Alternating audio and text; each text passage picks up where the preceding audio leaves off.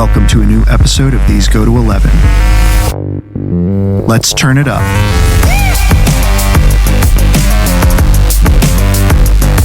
Hey everybody, welcome back to These Go to 11, an unchurchy conversation about everyday faith. Please make sure you like, subscribe, and review on your favorite podcast platform. This not only helps us to get our content out there, but also helps us to find out what you, our faithful listeners, think.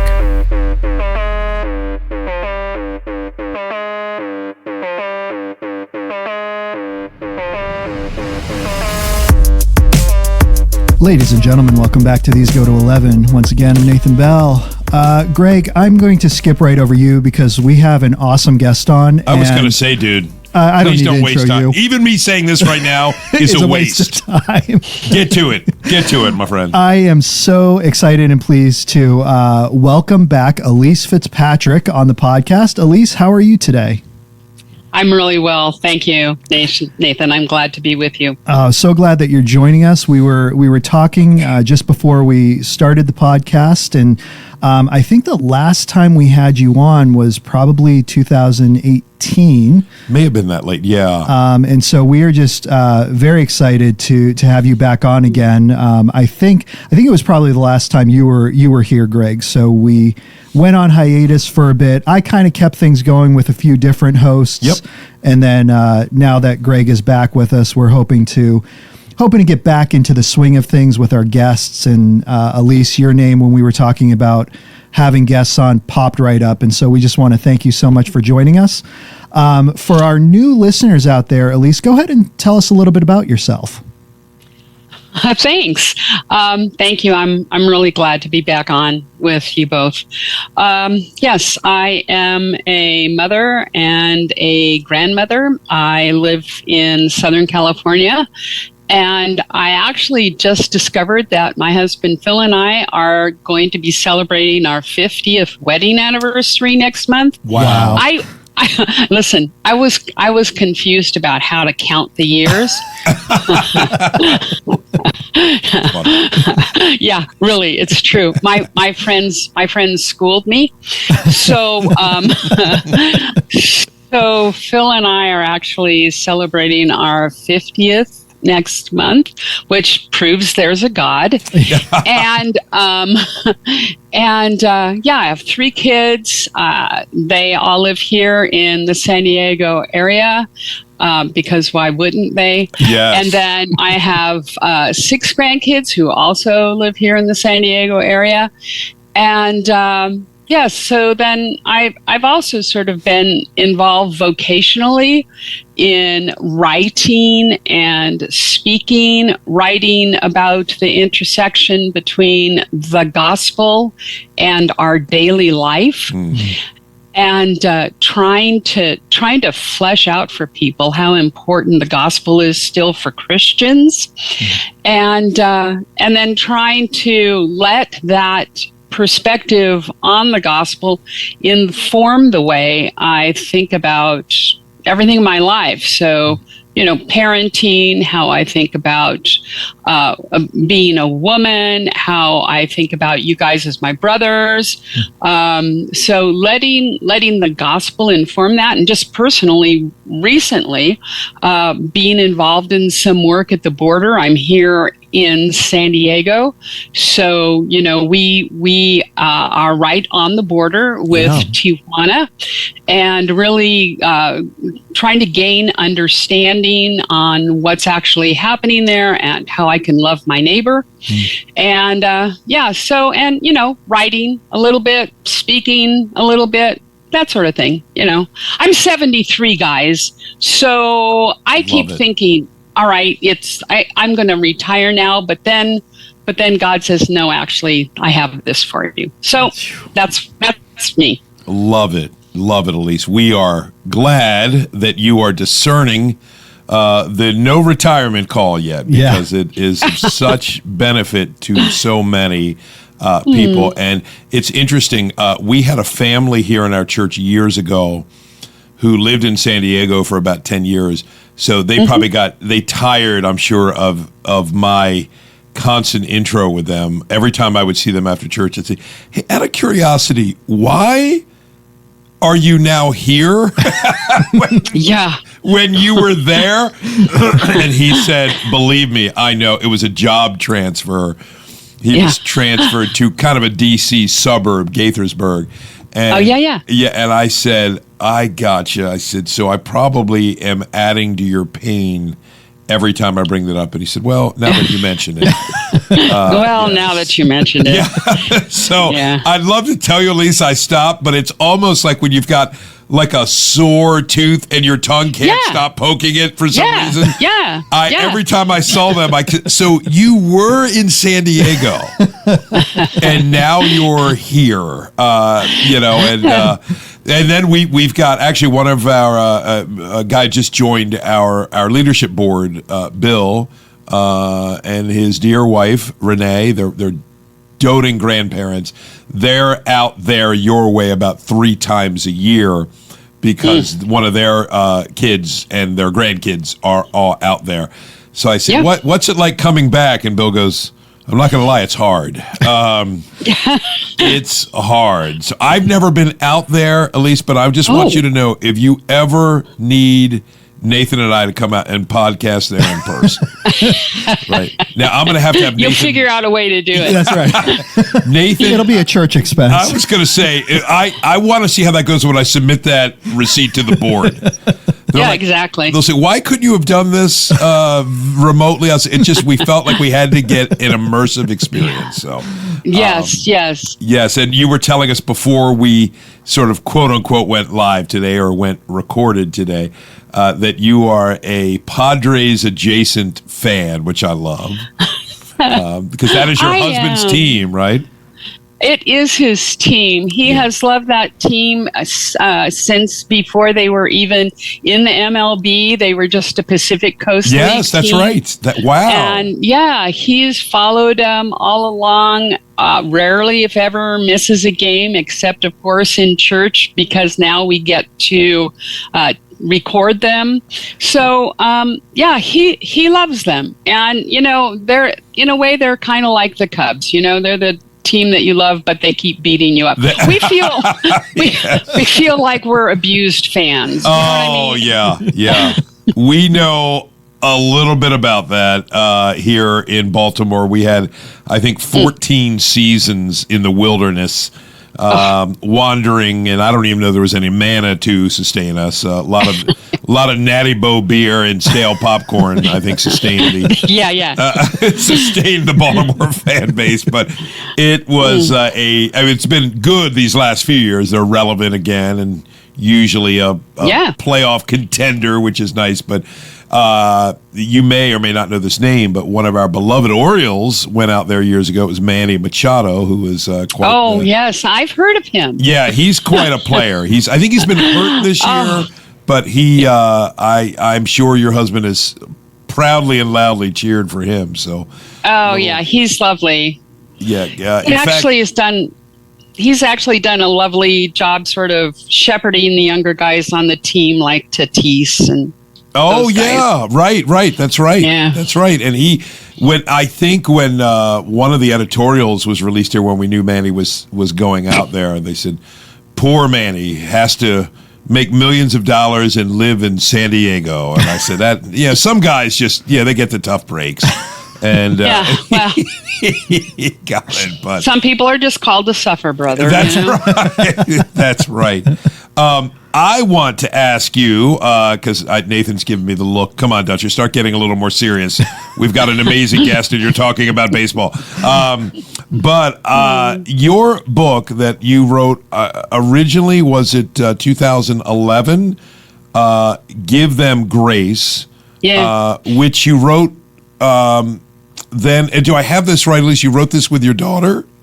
Correct. Jessica Thompson. Yep. I love it. And a tremendous book just about parenting in grace, the content of grace, the power of grace, the environment of grace, which just has so characterized your ministry for so many years and resonates with us so much. That I didn't even know until you said it before we recorded today. This is coming out again, a fresh edition, correct? Correct. Yeah. We're so privileged to be working with Ravel, and we have gone through the whole book, Jessica and I. We have refreshed it. We've maybe changed some of our dialogue, considering, where we are now from where we were then. Yeah. We've added a couple of chapters, and it's going to be sort of a refresh, re-release, and it'll be out, Lord willing, in October from Ravel. Wonderful. Nice. Now, Elyse, without giving too much away, could you give us a little teaser of a position that you may have changed or something that you may have added to increase the book? Good question. Yeah, so thank you. We added 2 chapters. We added 1 chapter on children and mental health. I don't think we were talking at all at that point about anxiety or depression or suicidality. And obviously, neither one of us are therapists. And so we try to give general categories and outlines and refer our readers to good resources. So that's mostly just an introduction to talk about, anxiety and depression and those sorts of things that children are dealing with in ways that I can't even understand at this point. So we have a chapter on that, and we also have a chapter on gender. So we wanted to talk about how to raise boys and girls, and so we did that without trying to. I want to be careful with how I say this, without trying to say too much about transgenderism or gender dysphoria. Just sort of talk about, hey, here are some of the ways that you can help with the situations that young people are facing now with the gender dialogue. That's wonderful. I have to say, Elyse, so much really has changed. I mean, I've seen some things recently on the prominence of just even like the smartphone, right? In 2011, it was just beginning to tilt. Sometimes I just saw a movie, Lisa and I watched one the other night. I think it was set in 07, 08. And it was just interesting. We both noticed how, they had cell phones. I think they were the old flip variety. Yeah. But just how you barely notice them in the film. And so 2010, 2011, 2012 into 2013, everything really changed. And of course, that's a whole massive topic itself. But I, for one, am very thankful and I'm eager to get my hands on that new version because those are very timely. The whole gender discussion, of course, and anxiety, suicide, the issues that these kids are facing. It's been such an explosion and so disproportionate in terms of what we see just measuring where kids were a decade and a half ago.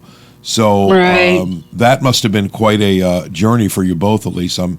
I'm so glad that you had it on your heart to do it.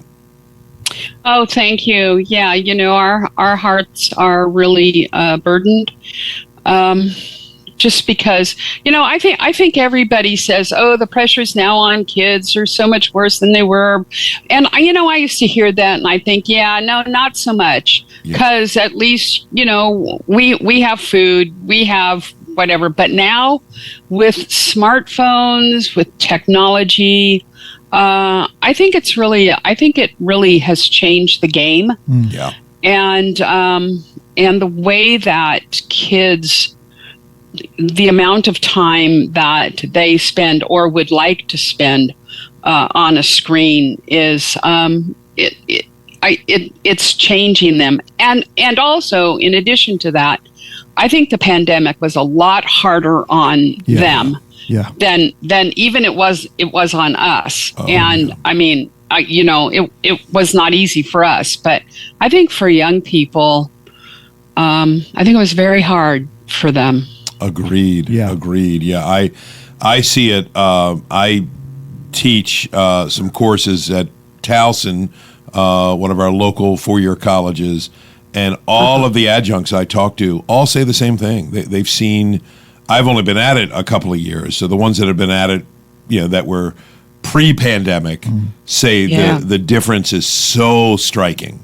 And I'm sure Nathan teaches high school. You see it, Nathan, don't you? Because you were teaching long before COVID and long since, and it's just a different world. Yeah. Expectations. It's amazing. Really, what you see is social development pieces are really missing, right? I mean, content is content, right? I mean, if you have a student who's I hate to use this word, but intelligent enough, they can really grab whatever and learn the content itself. But what I find is really missing are some of these social cues and social things that were there before, and now you're just scratching your head going, what happened? And of course, as we were saying, the pandemic happened. Oh yeah.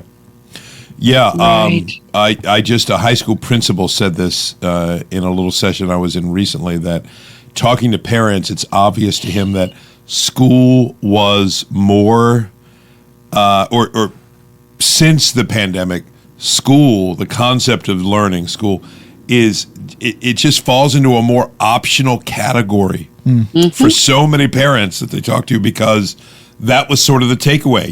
Well, we have to accommodate because people's Wi-Fi, screen time usage, just the limitations of it, and that sort of.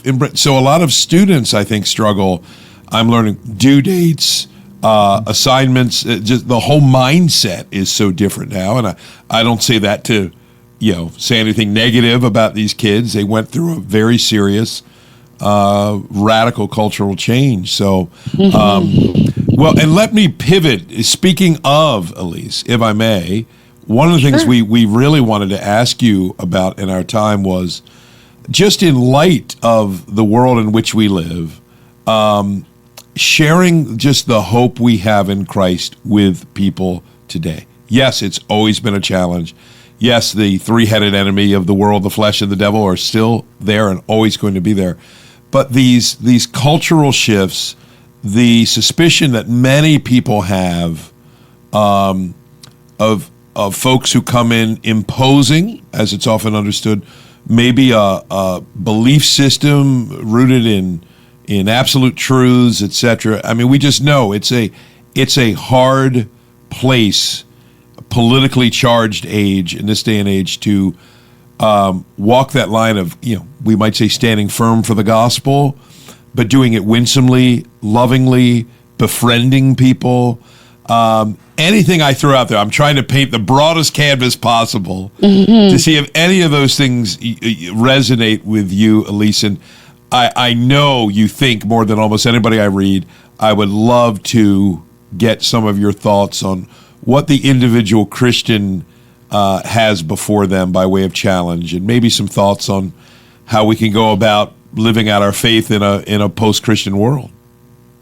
Yeah, thank you. That's a good question. I think that particularly in light of what we've been talking about with the pandemic and with the changes in technology, we're really living in a time where people are desperately lonely. Mm-hmm. They have all the screen time. They but do they have community? Yeah. And also during this time, not only are they struggling to have community, but so many of the family structures have blown apart, where people often disagree about political takes or any of a number of things. And so you've got the family, the institution of the family has really been blowing up, I think, particularly since the pandemic. And then also with technology, you've got people are desperately lonely. So in one way, I want to say if you can be a friend, if you can actually be a friend and invite people who are not Christians into your community and befriend them without feeling like you have to correct everything wrong that they're thinking, but rather just be a sort of a person who can love them. Jesus hung out with all the wrong people. Yeah. And he made a point of it. Yeah. And part of that was that people, secular-ish people, religion-adjacent people, loved being around him. Not because he would quail at speaking the truth, but because he loved them and wanted to be with them and didn't feel like he had to correct everything that they said. Listen, if there was anybody on the planet ever who could have nonstop corrected all of his friends' thinking all the time, it would have been him. But we don't really have much of a record of him doing that. Yeah. They're blabbing away about all sorts of stuff. And how much did he just let roll off of him because he knew that the relationship he had with them was going to be the thing that they were going to need, and they would eventually get it. And I sort of feel like that's where we need to be in some ways. If we feel like we have to fight for some sort of Christian empire, people aren't going to want to be around us. I'm not going to want to be around us. Yeah. Oh yeah. Right. But if we feel like, I have a couple of neighbors that I am befriending, and if you know anything about Southern California, that's weird. So you've got to do it really slowly, otherwise, they think something. Yes. But I'm not going to correct them when they say things that I know it's wrong. Yeah. I don't feel like I have to correct them because you know what? I don't have the relational cachet to do that with them. Yeah. And I think, that's another thing, just going back to talking about our kids. When our kids are older teens or even adults, I may not have the emotional relationship, the relational relationship with them to correct what they say. We don't need to do that. We really, really don't. Yeah. I'm convinced that the culture already knows what we think. I hear that. There's a little heat there. The culture already knows what we think about gender, about sexuality, about any of a number of, obviously biblical topics. The culture already knows what we think. They don't need to hear it from us. What they need to hear from us is, hey, how are you? You told me your mom's in the hospital. How's she doing? Yeah. That's what they need to hear from us. Because the very thing that Rome hated about Christianity was about another kingdom, and Rome was about an empire. Yes. Yes. So we're in another kingdom, and the rules in our kingdom can really be summed up as love your neighbor. Yeah. Oh, that's so good. And one of the people that we quote frequently on this podcast is Tim Keller, because I think he had such a unique perspective on. He was so orthodox in his faith and in his beliefs, yet he was so willing to let people be who they were and let Christ and the gospel transform people. You know, he didn't feel the need to do it himself. Mm-hmm. Yeah. Well, and with that, Elyse, it's so refreshing to hear, because it's just like, Nathan and I, if this were video, you would see us resonating with you as you were sharing. I had mentioned this, I think, just before we went live today to you, that 2020. I have been an evangelical pastor now for 27, 28 years full time, and it served me quite well. Nathan has heard me say this so many times, to be non-political, apolitical, until 2020, when my non-political stance, oh my goodness, I blew up. It did. I have emails from people that I had considered friends and left, that I was woke. We were probably one of the later churches in our area to reopen. We took COVID, seriously. And we would try to tell people that this is, to me, an application of loving our neighbor. We wanted to be as careful and kind as we could. And the emails, Elyse. None of this is new to you, but I never thought I'd be in a church that would cave and bow to PC pressure, and we need to be a lot of stuff. And then, of course, the absurdity of the election with the Stop the Steal stuff, and the January 6th, everything was so supercharged, so tense, that I honestly understood pastors that were resigning in droves.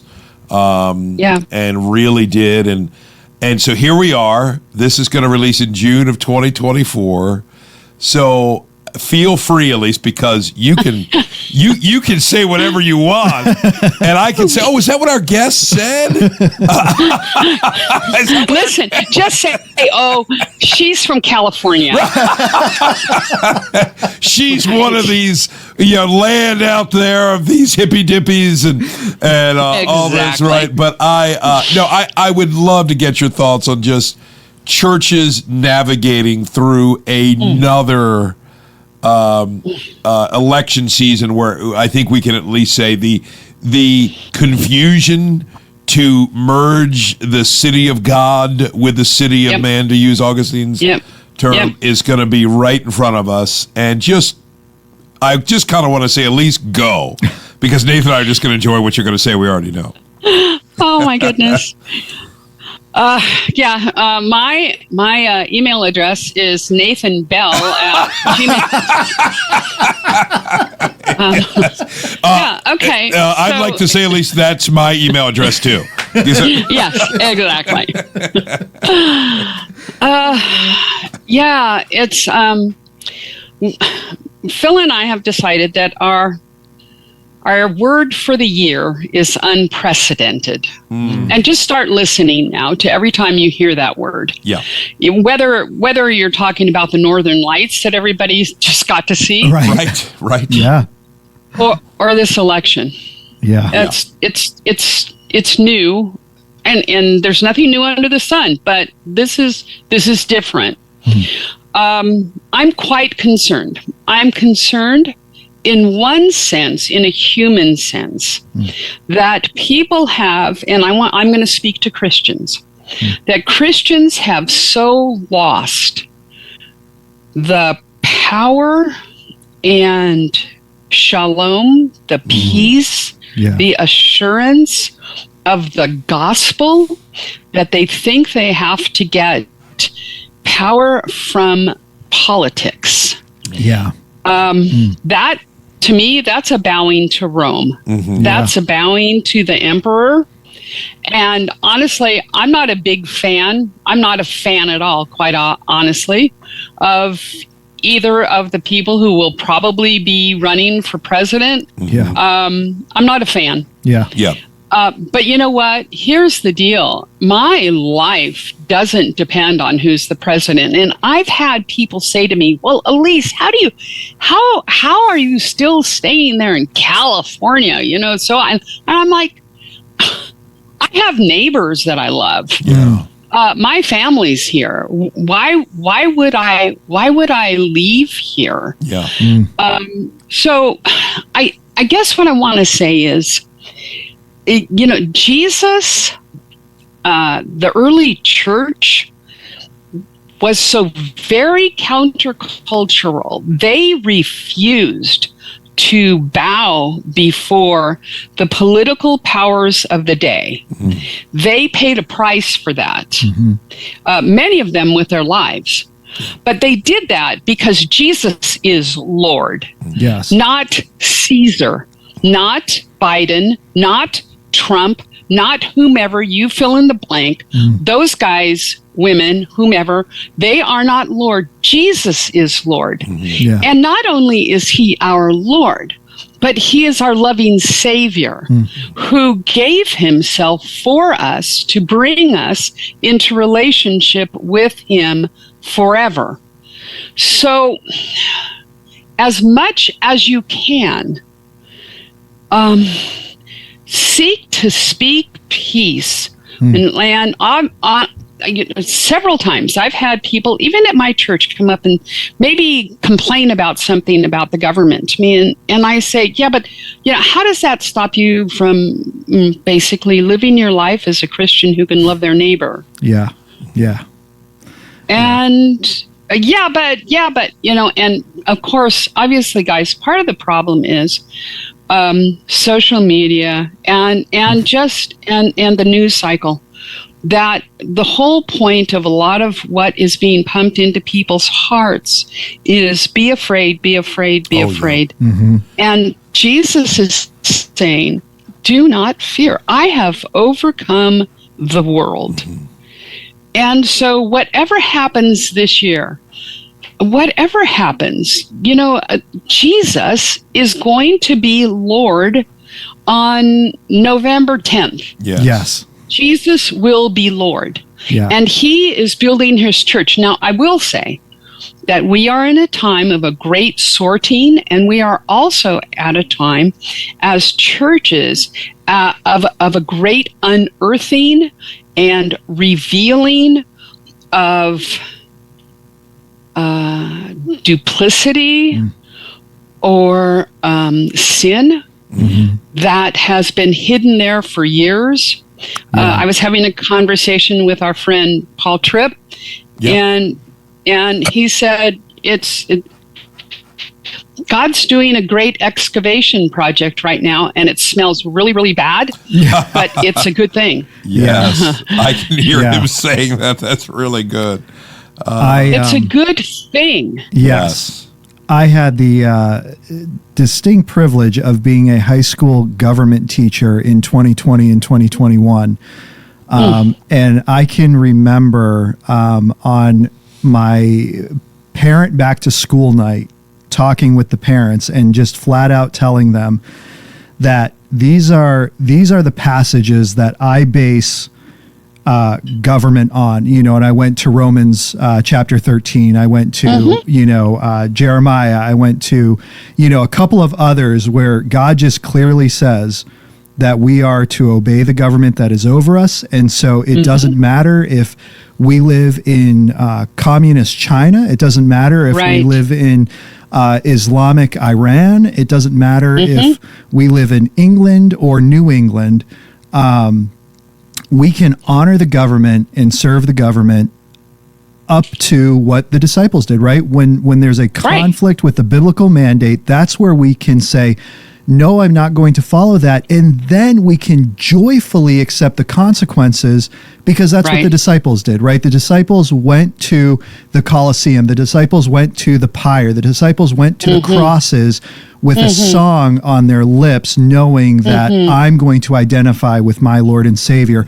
Not angry and begrudging against Right. the government that was persecuting them, right? And that is such a difference than the attitude that we see today. We see such vitriol and hatred. Yes. Yeah. And it's like, how can you compare yourselves to the martyrs of old? That's not what they did. They obeyed the government, except for when it came to the gospel.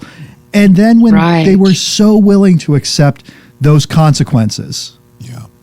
Yeah, and I see people, at least I'm sure you do all the time, that we did one, remember, Nathan, a couple of months ago, about people that are almost addicted to the 24-hour news cycle. Yeah. Yeah. And it seems to me that folks that do that, and a lot of Christians do that, are angry almost as their baseline. Have you noticed that? You know, I have, and it seems to me that people are angry because they're afraid. Yeah. I discovered one time in my own life, I want to say, whoever knows how many years ago, before the pandemic, I was afraid about doing something. I was afraid there was something I had to do that I was afraid of, and I was angry. And it occurred to me how anger and fear are so frequently linked together in our hearts.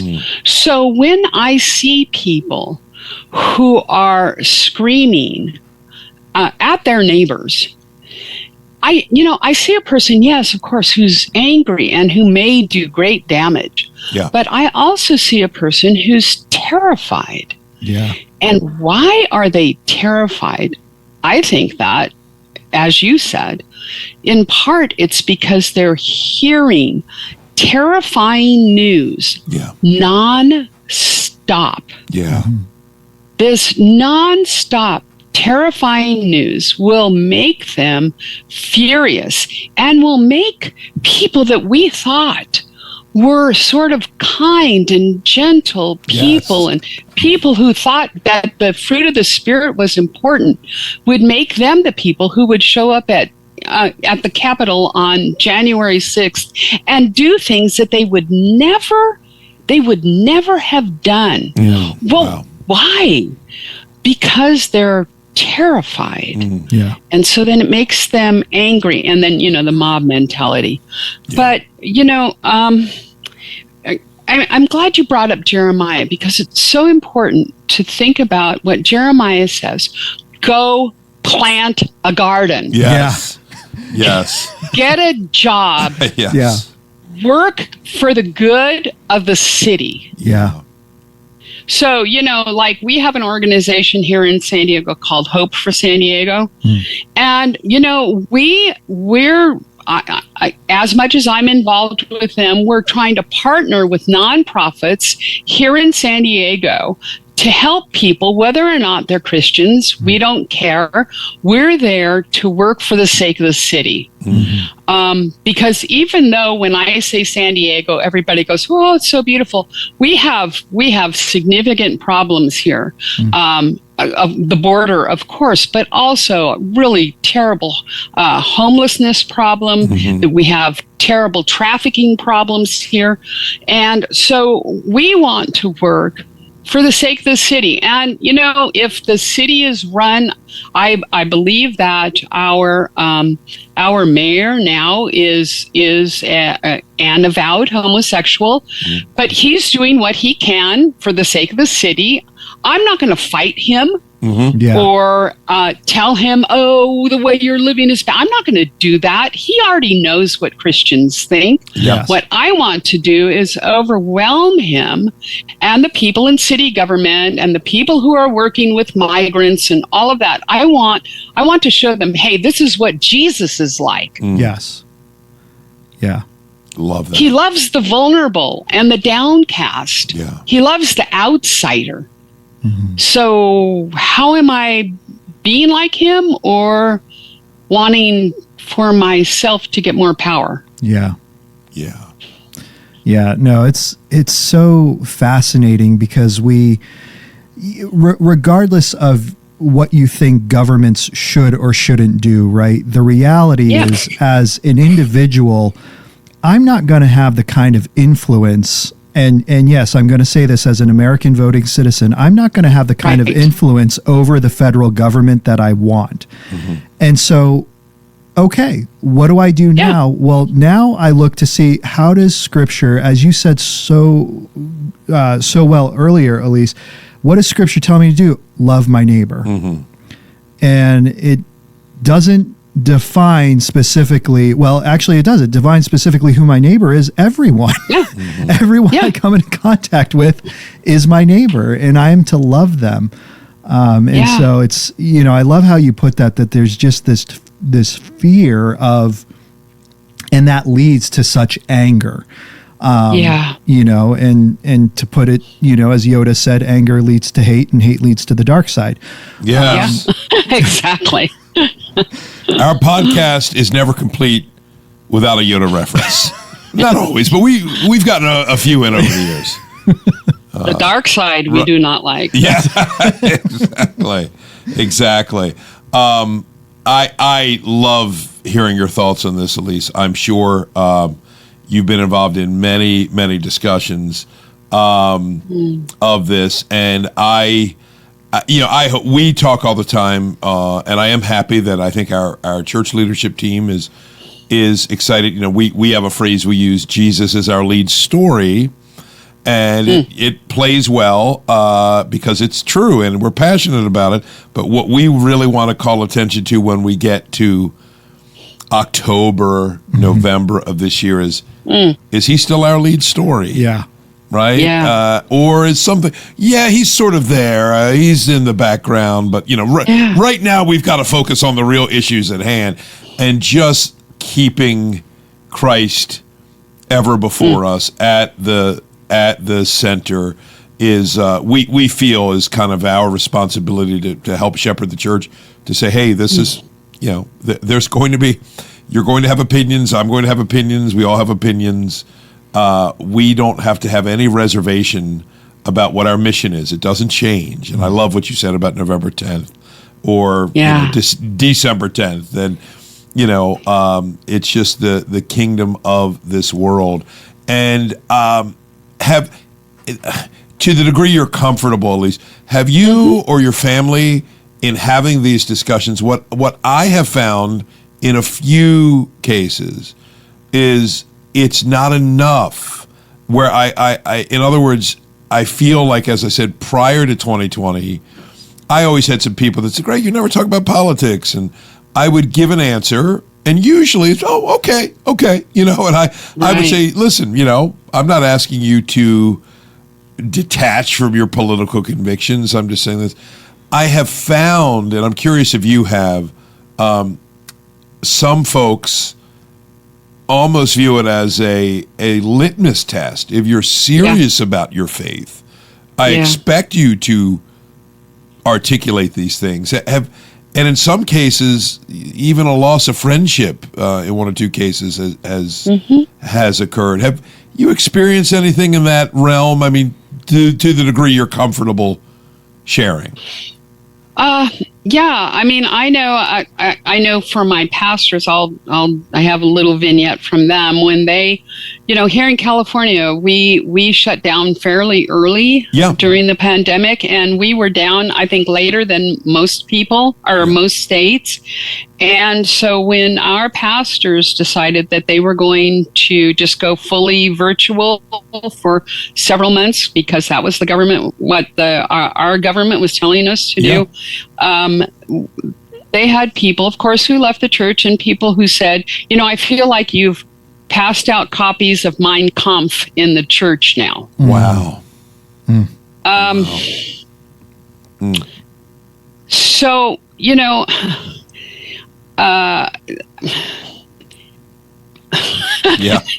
No, it's parsing tough. my words. I know you are. I know you are. It's tough.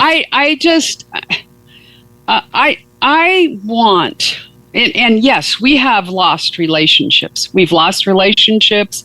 Our personal family, not our close family, but our extended family, everybody has very different perspectives on this. Some people have left and moved to different parts of the country because they thought that California was too liberal, was bowing to the government, especially because of the pandemic. So yeah, we've seen it, but it's almost as though, and you said it, it's the new litmus test. It's the shibboleth. It's the test of orthodoxy, whether or not you are all up in arms about, something that's happening in the government. And listen, that's not to say that I don't, I'm not involved in what's happening, particularly for me.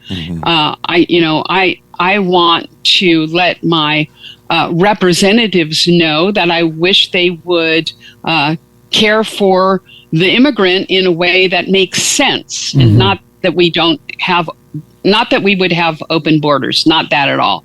But, what's happening here at the border, well, first of all, it's not an invasion, which we would hear.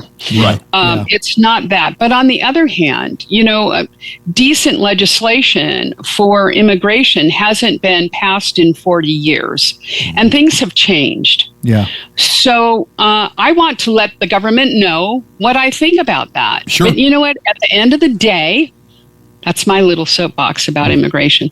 Yeah. At the end of the day, Jesus is Lord. Yeah.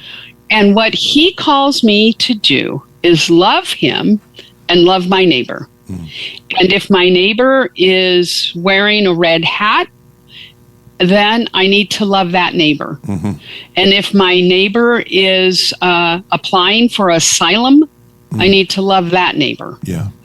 I need to love my neighbor, because at the end of the day, these things don't really matter. I mean, not at the very end of the day. At the end of the day, Jesus will call to himself all his people. And you know what?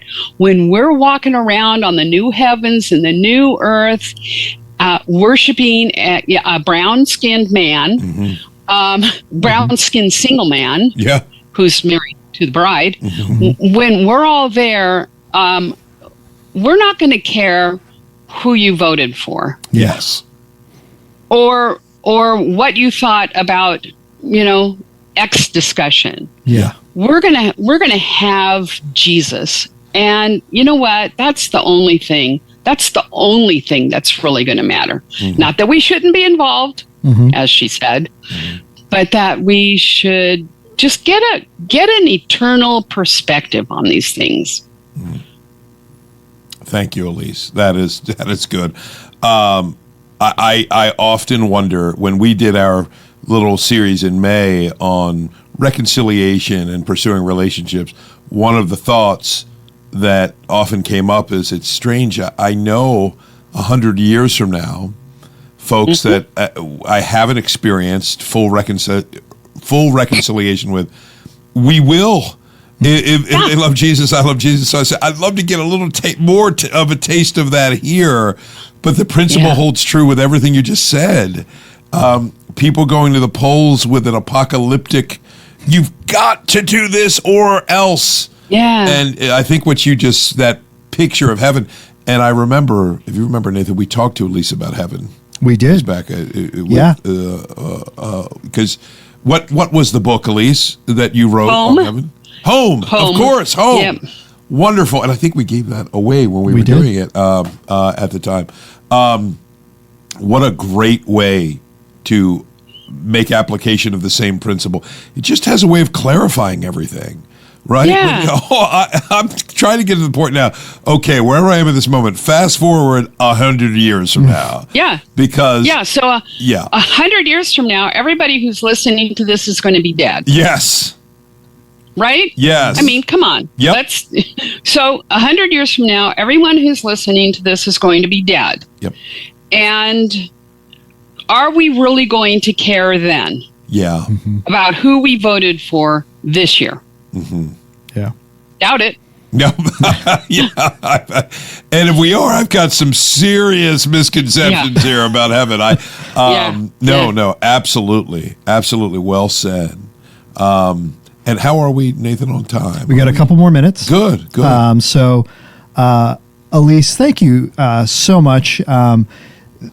This is it's always so nice because I feel like, unfortunately, a lot of our everyday conversations can be more polarizing. Yes. Yeah.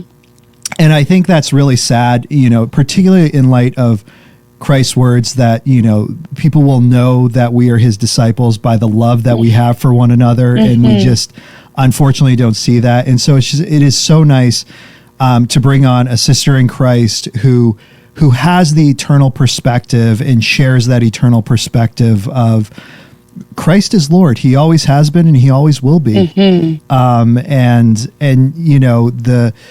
Really at the end of the day, Moses knew that dealing with Pharaoh. Paul knew that dealing with Nero. And having that perspective that whatever comes can come because it doesn't change who God is. It doesn't change his will and his plan. And so we can, as you said, we can be at peace because of it. We don't need to get all up in anger and so it's so wonderful having these conversations. It is. Something I wanted to say about 2020, which really revealed to me some of the unhealthy patterns that are at work in all of us, myself included, was, as I said, our church is one of the later ones to open. And I know every church community was dealing with this because every governor, every state municipality handled things a little differently. Obviously, what Gavin Newsom did in California probably different than what Larry Hogan did here in Maryland. And so we had 50 states in terms of U.S. churches where everybody was navigating challenges. And one of the things I would say is, hey, listen, Hogan has pretty early on, my take on that is he didn't really want to deal with the headache. So churches were one of the first organizations that were sort of given carte blanche. Hey, do what you're going to do. So in my perfect world, what would have happened, Elyse, is all the churches in our area, how wonderful if the leadership teams could have met, Zoom called, and agreed on a reopening date. What happened here, the churches that were reopening first, they're the faithful, they're the godly churches, they're not, and we lost people to that. We and I got emails, and now some people, I understood, they actually articulated, hey, this was kind of a reset for us with where our family is, and I always appreciate when people reach out and share their reasons. But some, it was just, nope, my church isn't doing the right thing, and I thought, what a show of unity it would have been. But the fact that we all sort of knew, that's not going to happen, to try to pull off a conversation with 30, 40, 50 churches and the representative teams, just to say, can we do this collectively so we don't incentivize people with maybe motives that aren't the healthiest, right? Which one of us is going to be the faithful one? So I just thought I'd share that with you. I'm sure in California it was a whole different set of issues because if memory serves, I do think your governor was more, and I'm not saying that negatively or positively, just more assertive about churches and when they could or could not reopen. Maryland, I think it was a little more. But it's been 4 years. I don't fully remember. A little more hands off. And honestly, Elyse, I don't want to remember. I know, right? It's PTSD just talking. I have PTSD from those years. I know, it's so true. Right now we're living in a time in America as Christians. We have more privilege and freedom here as Christians than Christians in the early church, or really throughout church history around the globe, couldn't even imagine. the privilege and freedom So true. that we have here. Yeah. And I don't feel like we're losing it, but hey, you know what? If we do, join the club. Yeah. Right. This is how the church has grown throughout the centuries. Yeah. And so, I mean, that's cavalier. I don't mean that to be cavalier. I'm just saying we have a lot here. If the Lord believes that the best way for the church here to grow is for us to have some little teeny measure of persecution, which we really don't have, then let the Lord's will be done. Yeah. Well but said. You know, it's not about power. And I know we're over time. I just want to say, the reason that so many American Christians are looking for power is because they have forgotten that the power of God is in the gospel. Yeah. That's where the power is. Paul said in Romans 1, I am not ashamed of the gospel, for it is the power of God for salvation to all who believe. And if we continue, as you guys are doing, to make Jesus, that's the story. Jesus is the story. And if we continue to do that, then people won't be blown around by every little piece of news that comes out. But they'll say, okay, you know, these are difficult times, but my hope is built on nothing less than Jesus' blood and righteousness. Yes. That's good. We're going to go ahead and end there because that's a great last word. So we do want to say that we are going to do a book giveaway with Give Them Grace, and so we will go ahead and make sure that as this drops, send in your comments to us, emails. These go to 11, all spelled out. The number 15 at gmail.com. These go to 11, then the number 15 at gmail.com, and we will send you a book, Give Them Grace. When it comes out. Which yes. We won't hold you to this, Elyse, but we're thinking possibly October. I know publication schedules are not the most precise sometimes, right?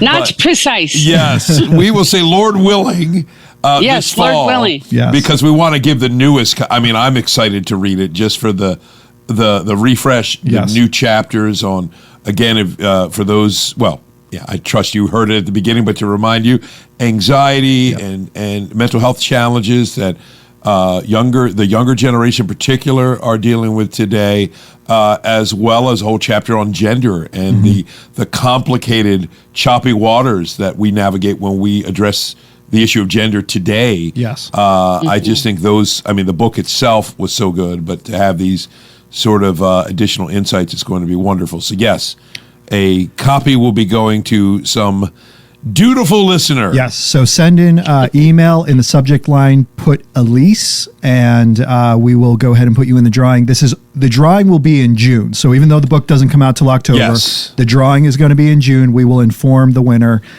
Email us, subject line Elyse. So, thank you so much once again, Elyse. It was a pleasure, Elyse. So great. Thank you. Until the next time, we just rock the Casbah. Thank you again for listening to These Go to 11, an unchurchy conversation about everyday faith. Once again, please make sure you like, subscribe, and review on your favorite podcast platform. And if you ever find yourself in the Forest Hill, Maryland area, please feel free to stop by at 135 Industry Lane, and you can get all of our service times and information at christfc.org. These go to 11.